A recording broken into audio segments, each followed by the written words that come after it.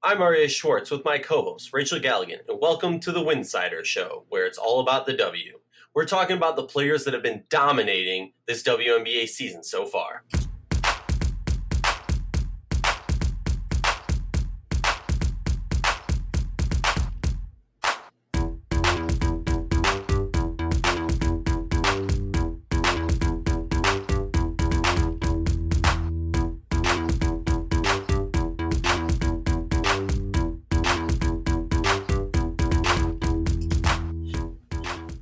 Early in the season, we have seen some dominating games. 22 rebounds for Jonquel Jones. Nafisa dropped 27 in her opening game. Dwana Bonner, 31. If you like our show, please consider joining our Patreon community. For less than a cup of coffee a month, you can directly show support for the hard work we do covering the W. Rachel, we're talking dominating performances and dominating players early in this WNBA season. Let's start off with one of a common ground, if you will, for you and I, Dwana Bonner, who starts the season off with 31 points, drops 12 in the next game, but she was an all-around player. She, 12 and 8 rebounds in those games, 4 assists a game. She's doing everything for this team while Diana Taurasi's missing. Talk to me about your thoughts on Dwana Bonner. I know you had her as a early preseason prediction for MVP award, and she's making it look smart.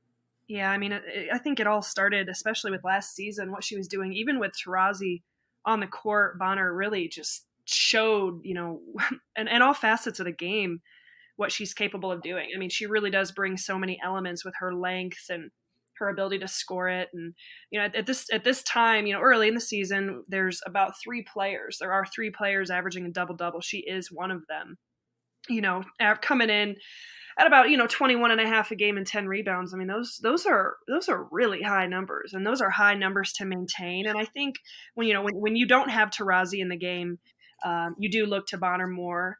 The ball's probably in her hands a little bit more, but it's just incredible to me how she scores it.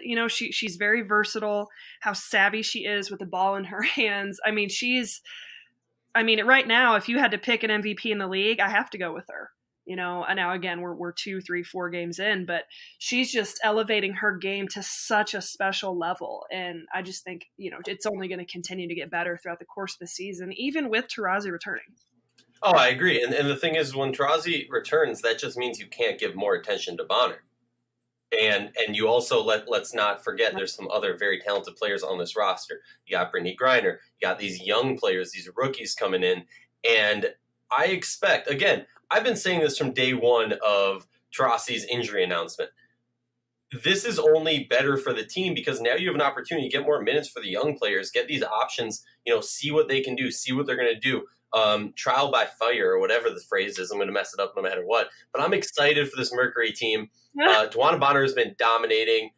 And the thing is that I saw, even in her game where she only drops 12 points, she was able to extend her game in various other ways, and she showed up when it mattered. She was able to really insert herself and go on a streak. I want to say out of those 12 points, like 8 of them were scored in like a 4 or 5 minute span at one point, if I'm remembering correctly. Let's move on to another athletic big in this league who has been playing very dominating, Natasha Howard. And for me, I'm looking at the stats. I'm reading down, okay, this is what she did in this game. This is what she did in this game. Her second game against Minnesota, it was last night. If you're probably listening to this on Thursday or Friday, it was a few days earlier. It was her worst game, if you call it that, and she was still a beast on the board. She was getting double teamed, triple teamed. She was slick. She was snaky in there, moving around, those lanky arms, and she is fast and does not get tired. Natasha Howard is making the Seattle Storm team look like the defending champions. Talk to me about one of the most dominating players this season so far, Natasha Howard, Rachel. You cannot say enough about just the dominance, and I think she's by far earned that right to have the word dominating, kind of with her. She's another one of those 3 averaging a double-double right now, and 18.2 points a game. Now, Seattle has played 5 games. They're the team that's played the most, and so she's maintaining pretty really solid numbers, from a rebounding standpoint, from a scoring standpoint. But one of the most impressive things about her is, the efficiency. She's, shooting close to 50%. I mean, you want the ball in her hands. And this is just such a fascinating Seattle team to watch, because although, it is very different than what we had expected them to be, with Stewie and Bird and, all the things they're facing right now, it just really does go to show you how dominant this team is. And you can even take it a step further, not to take the attention off of it. Between Jewel Lloyd, Jordan Canada elevating her game to the level in which she has early on in this season, in just her second year. And then you combine it with Natasha Howard, who's arguably, I mean, if you're talking about Bonner being MVP caliber candidate for, this early in the season, Natasha Howard has to be in the conversation, at least for the way she's played so far this year. And I'm really impressed with her. I think she's one of the most consistent players in the league, both of them, Bonner and Howard, from what we've seen in just the course of the last year. And I think both of them have elevated their game to even another level. And a lot of that has to do, especially with Howard, with, she has to, because others are going to have to step up. You can't fully replace the loss of a Stewart or Bird, but others are going to have to elevate their games to the next level. And a lot of times, that's going to happen just by nature, by touches and things like that. But she hasn't skipped a beat. She's just so impressive, and she is so dominant. What she's able to do with her length and her size, she's a lot of fun to watch. I agree 100%. I've been watching this. There's a highlight. If you go to Natasha Howard's homepage on the WNBA site, there's a highlight from the Chicago game where she jumps in front of a pass using her lankiness, runs the whole court, splits two defenders, throws it. Ridiculous. It's an insane play, and this woman is just, she's also sweet too. She doesn't have that I'm gonna dominate you and be a beast down low against you. She just has that I'm gonna smile and do it, and you're gonna hate me. And a lot of opponents are hating her right now. Moving on to another dominating presence of this early 2019 season, Jonquel Jones, 16.8 points a game, only one game with less than 13 rebounds. And let's talk about her rebounding ability. We talked about it on our last episode. She's got stickum on her hands. She's not missing anything. She had a game with 22 rebounds. She has been insane. Rachel, what do you think when you see the stuff that she's doing in the paint this year? I mean, it's no secret that, you get the sense that this is really this is the player that the Sun are kind of building their franchise around. What JJ's capable of doing, at 6'6" is highly unique, in this league. And she's just now really scratching the surface, in my opinion. She's getting a ton of confidence. I know she's got all the utmost confidence from her coaches and from her teammates, and it's really starting to show, when she's out there on the floor and the way they're running their system, with her being such a focal point of it. JJ's someone that we are going to be talking about at length, and she's only going to continue to impress. Unintended.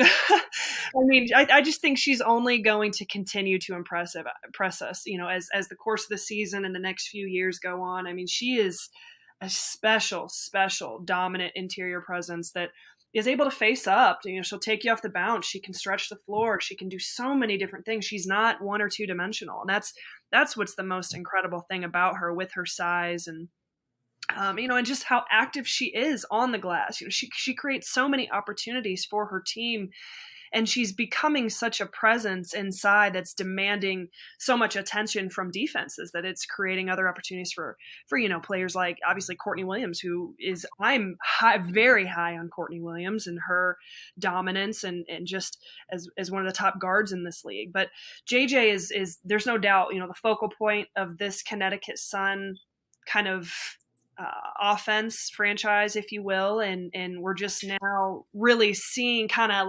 what that's going to look like. I mean, I just love watching her play. I really do. Well, let's talk about this. Her worst game, technically, if you want to get into it. And the reason, all right, maybe opening versus Washington was her worst game, but let's talk about this latest game against Vegas. She was 0 for 6 from 3. Very not like her, all right?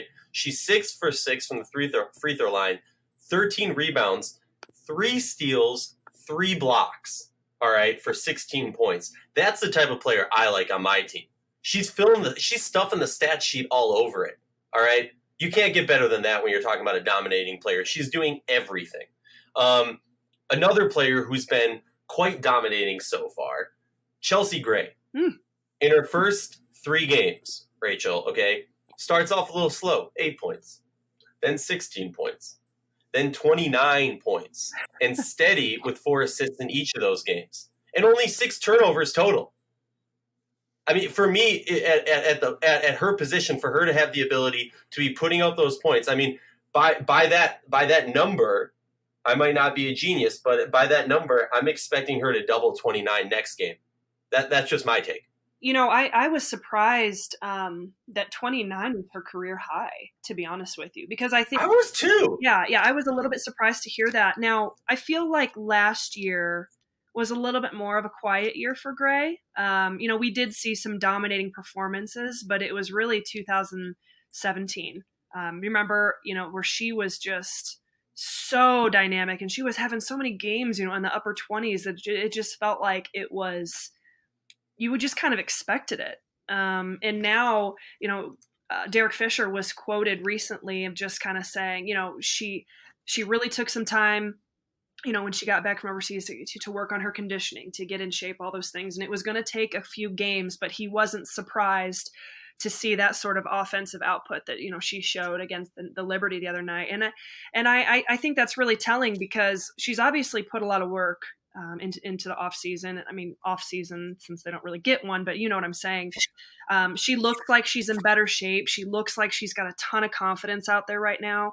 She looks like the type of player that is like, this is my team, you know, and I don't mean that in a negative way. I think she's deserved kind of that, to hold her head high like that with this team. And I think she is playing with a ton of confidence in herself and it's showing, but we all know, anyone who's followed the league, you know, at least for the last few years, understand how dangerous of a player Chelsea Gray is when she's in that, you know, just killer instinct mode. Like she can't be stopped. And so what we saw against New York the other day, I love when she's on that level because it's so special. It's so unique. And I hope it continues because she's so fun to watch. And she's just got that, like, she's one of the players that, like, you know, I think someone asked the question, maybe last summer, we were having that debate, like, you know, game championships on the line, you know, you're down 1, like who out of the league who do you want, like who are you going to give the ball to? She's one of those players to me that I'm like, I'm thinking Chelsea Gray because she's got that cold-blooded killer instinct, elevates her game in that fourth quarter, will throw the team on her back, go to work type of mentality that is extremely unique. It's special. And I love kind of that, like just ice in her veins. And we saw that the other night, and I definitely think it's going to continue. I believe it was the other morning, just to get picky with you. But no, honestly, like she has swagger.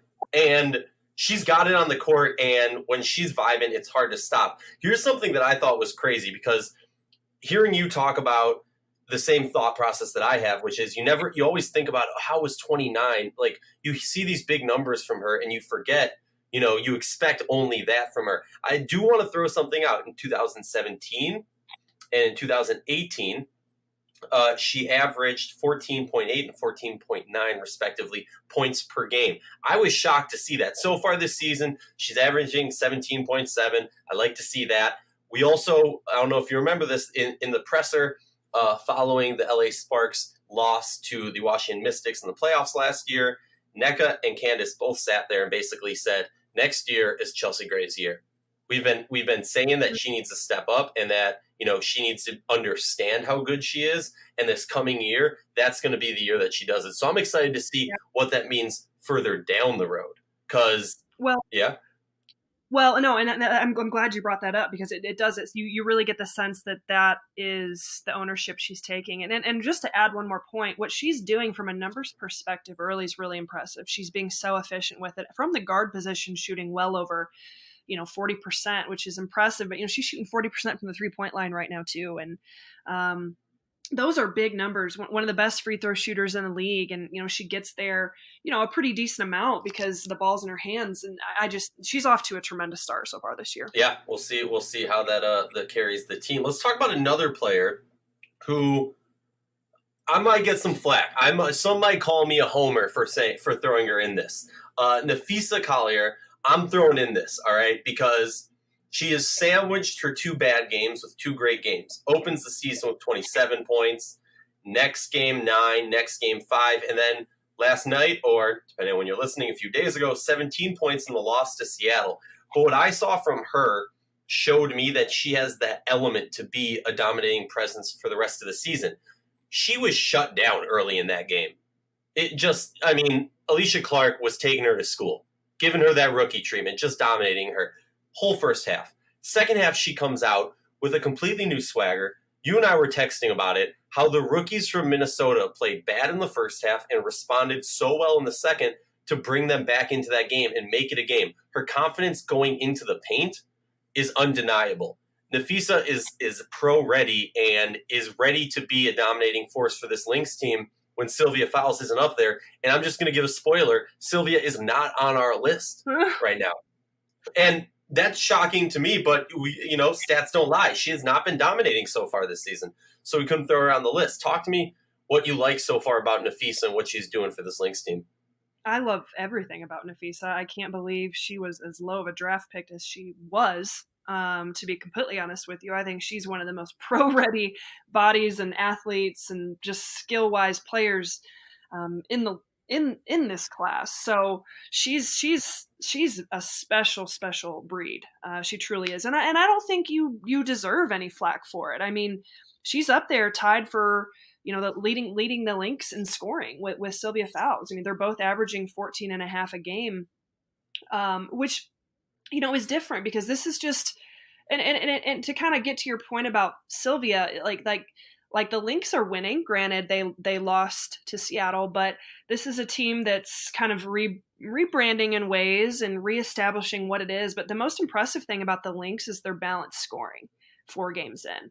Their entire lineup is averaging double figures. And so it's not necessarily a team that is going to have a 1 or a 2-headed monster, if you will, but they've got a lot of different scorers who could maybe go off and score at any given night, at least with a certain level of consistency. And it's impressive to see a rookie in Nafisa Collier doing what she's doing just 4 games in her career. She as well is being very efficient with the ball. She's shooting the ball extremely well.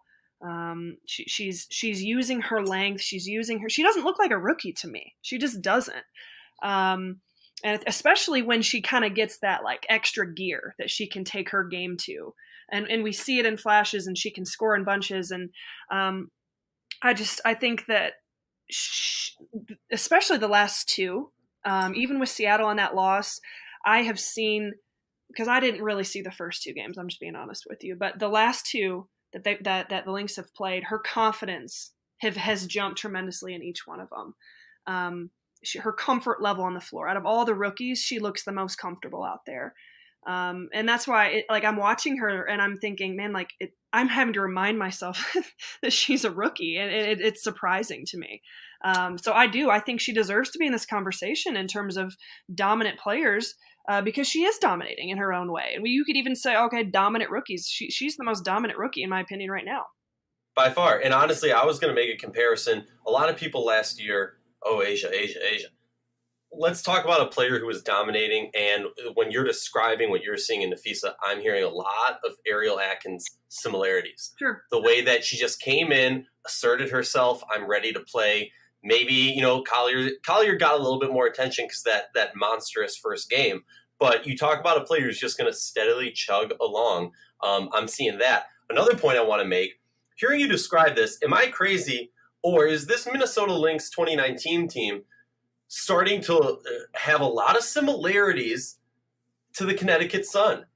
A very even keel, everyone's putting up lots of points. You got a monster in the paint at the 5, and everyone else is just kind of pitching in, as opposed to some other teams like Minnesota and Connecticut, who's taking the last shot. You got tons of options, and you honestly don't know. Interesting. Yeah, no, I hadn't thought about that before. But in terms of a balance standpoint, balance and maybe I don't know how much you could talk about longevity a little bit, because you do have some players on this team now, maybe not this exact roster, but with Fowles and some of the other ones who like we can't even talk about Augustus right now, but there is a certain level of longevity that maybe isn't exactly in this lineup, so maybe that is a mute point. But you do have some veterans, that aren't too much like too old of veterans, you know what I'm saying? Like an Odyssey 6, Yeah. and like I don't know. I like that point. I think that's a good comparison in some ways. I mean, I think it's still very early to tell. I'm just impressed with the Lynx in particular out of these 4 games. Just the balanced scoring. I think they've rebounded the ball extremely well, which is kind of their staple, which they did not do against At all. but they didn't do it because Seattle shot like 60% from the field. The Lynx shot like 50%. There weren't a lot of rebounds to get. So like if they're defending and they're rebounding, they're going to be in games. I'm just curious if this balanced scoring is going to continue. That's my biggest question mark. I think I texted you last night during the game. I was like, they struggle to score, but then I look at the stat sheet after and they shot over 50%. So I was a little bit confused myself, but I'm still trying to figure out this team. I really am. Well, if you talk to me about the Lynx, my biggest pet peeve of that game, we're not going to get too much into that game, but I think it was at the end of one or at the end of the first half, they were 0 for 3 from 3-point. Yeah. Or 1 for 3 or something like that. And I literally tweeted out, and the moment I tweeted it out, they took like their next 3 sets, they took 3 shots. So, to me, that honestly, a lot of it had to do with that. They could have easily been in this game if they would have started taking threes a little bit earlier in the game. Obviously, they were in the game. You know what I mean? Let's talk about another player who's just been dominating. A surprise, if you will, not because of who she is, but the team she's on and what they've been doing. Erica Wheeler of the Indiana Fever dropped 16 in the opener against New York, 26 in a loss to Connecticut, and then 10, a low for her, against the Liberty in the next game. She has been a spark plug for this team. She has the smarts, the skill, the athleticism, the speed. I'm liking what she's doing for this Indiana Fever team. She's also got 5 assists. Her worst assist amount per game was 5. Okay, so she's working the ball to other players. It's not just all about her. Okay, when she scored 26, she's also dishing out 9 assists. All right, this girl is balling out. Talk to me about what you're seeing, not just from her. We can talk a little bit about the Fever. This team, we talked about it in our last episode. This team is in the second year of a rebuild, and they seem, I don't want to compare them to the Liberty, but they're on a similar trajectory, if you were. They started in a similar place. And the Fever look to be accepting their position and taking charge a little bit more than the Liberty. What are you seeing from the Fever? In Erica Wheeler in particular, I don't want to sound negative because this is going to come across a little bit harsh. I don't think it's realistic to think that she can maintain averaging 17 points a game throughout the course of this season. I think what we're kind of seeing is just a really hot start. I think you used the word, I don't know, what was the word, spark plug? Spark plug. I'm a big fan of that word. That's a really great word for her. I mean, countless times she's able to come in and generate instant offense for a Fever team where at times, maybe last year, they couldn't get a bucket. Erica Wheeler can do that. I just don't know I don't know yet if she's the type of player that can maintain this volume of scoring throughout the course of a season. Now, back in 2017, she averaged close to about 12 points a game, with the Fever. So she can score the basketball. Between Kelsey Mitchell, I'm not sure, and maybe obviously with Vivian's out, someone needed to elevate their scoring, because that offense was really starting to, Vivian's was such an important aspect of that offense. So maybe maybe this is a byproduct of, that position and Wheeler getting an opportunity, even more than what she would have got. But she does have a swagger to herself on the court. She is a spark plug, probably one of the best spark plugs in the league, in my opinion. So I love that analogy with you. I'm just curious if she's going to be able to maintain this volume of scoring, or is it going to be a situation where, maybe then it shifts to Kelsey Mitchell and she starts getting hot throughout the course of the season. I'm not sure, but there's no doubt that the Fever have gotten better, and Erica Wheeler is a big part of that. Now let's talk honorable mentions. You mentioned one of my honorable mentions, so I just stayed quiet. You said her name earlier. I just zipped my lip. Jordan Canada has been the steps she has taken this season has been amazing.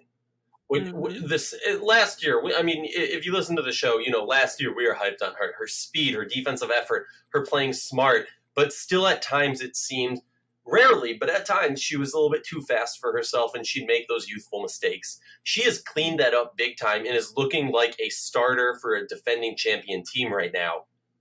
Jordan Canada, just looking amazing.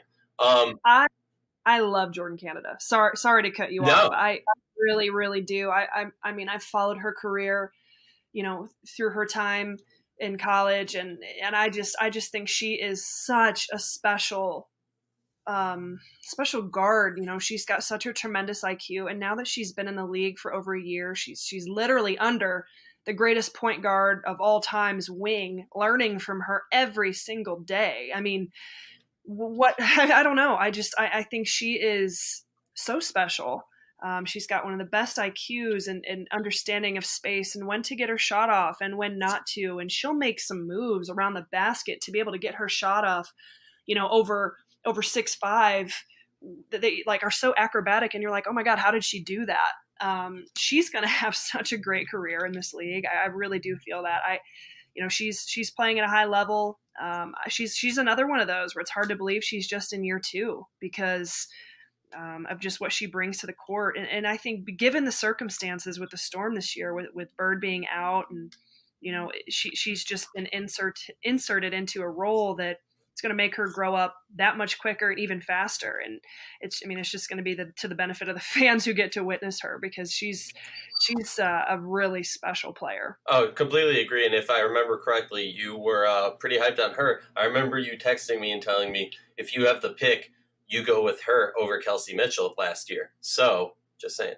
I stand by that. I do. You're looking pretty smart right now, but we'll give it a few more years and then we'll check back in. Tina Charles has also been a dominating force this season. The reason she's an honorable mention, I mean, she's dropped 32, 15, 21. The only reason she is an honorable mention, is not on the list, is obviously because New York is 0 for 3, and I felt some type of way about having a most dominating player who hasn't been able to pull off a win. But also, I do want to throw out there that Tina Charles has probably been the most dominating player in the WNBA for many of the last few years, obviously excluding Liz Cambage last year. And the reason I say that is, how long has it been that everybody knew all you had to do to stop New York was to defeat Tina Charles? Because no one else on that roster is doing enough to pull this team along. And yet Tina Charles is still up there, most points per game, still up there, cutting it up, doing everything she does. So I just want to tip the cap to Tina Charles. And also congrats on becoming Liberty's all-time leading scorer this past week against LA. Mm-hmm. Yeah, a very impressive career Tina Charles has had. And, you feel for the Liberty because you see the potential, but then it's like, man, you just want them to get a win and you can't quite figure out what's going on. And then part of you feels bad for Tina Charles because she deserves to be winning. And I just think that we could get into this on a whole other podcast of kind of what's going on there. But we will. They're going to figure it out. I have to believe that. I just think the issues are lying. Someone else has to step up. I mean, good Lord, it can't be just Tina Charles. Someone else is going to have to elevate their game to another level and take a little. I mean, she's got the whole world on her shoulders right now, it feels like, there in New York. But yeah, congratulations to Charles on becoming the Liberty's all-time leading scorer. That's an incredible accomplishment. And man, we are just so fortunate to live in an era to witness her play, because she's just been so great for women's basketball. And I'm going to throw something out there because it has been killing me for a very long time. Tina Charles and Bernie Sanders have the exact same shot. I don't want to get political. I'm just going to say, if you've ever seen the video of Bernie Sanders playing basketball, the man has the exact same form as Tina Charles. Check it out. Okay. It is worth it. Trust me. You're going to have to tweet it. When you put the podcast out, you're going to have to tweet the video of it so people can see it. I'll find a video and find a tech guy who can lay them next to each other. Yeah. Our last honorable mention, only one game so far this season, Elena Delle Donne. The reason she's on it, obviously everyone's like, oh, Elena Delle Donne, obviously she's on the list. No. The reason she's on the list is because if you saw the game against Atlanta, she was unstoppable. I said this in the last episode, she went 30 minutes before missing a shot. 30 minutes into the game, she only played 22. Calm down. All those people are going to be like, Aryeh doesn't know what he's talking about. All right, 18 points, 3 assists, 1 block, 7 rebounds, 7 for 9. Obviously, she was 0 for 1 on the 3 ball. You know me, her knee's injured. She's not making it. Delle Donne has been dominating when she has played. Got to give a shout out to her, one of the most dominating players in the league. Oh, I mean, want to add anything? No one's going to argue against you. Good Lord, it's Elena Delle Donne. She's got the ability to completely take over in spurts and moments, entire games. No one's gonna argue against you on that one. Well, then we'll leave it at that. We believe the players of the WNBA and its community deserve the same in-depth analysis and respect that men's sports receives on a daily basis. Please consider joining our Patreon community and help support us in the hard work we do.